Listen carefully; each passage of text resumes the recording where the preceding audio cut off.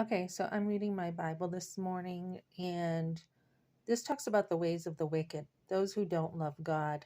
There's no fear of God before his eyes. I don't know how someone cannot fear God. I don't know how somebody like just says, I don't believe in God. Even, when I was young and didn't really understand anything about God except the fact that, you could see him in the trees and in the animals. Um, my dad was a hunter, so he used to put on this show. I'm trying to think of it. Um, what was it? Something Omaha. Anyways, they had pictures of like snakes eating mice and, hunting shows and hunting magazines and all this stuff.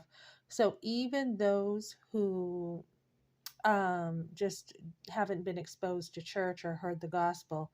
I mean, I knew there was a God. You just know, right? So, um, for he flatters himself in his own eyes.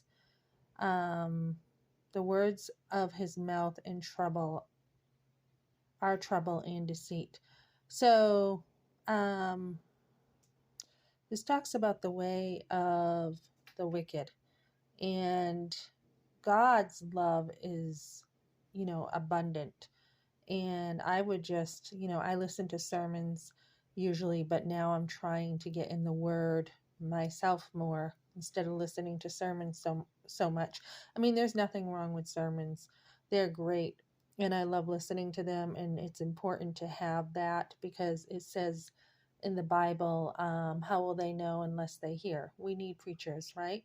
But we also, more importantly, need to be in the Word ourselves. So God has a steadfast love for His people, and He's never going to leave us. He's never going to forsake us. Even if your parents have forsaken you, which I've had that happen to me, it is something that is unnatural and un.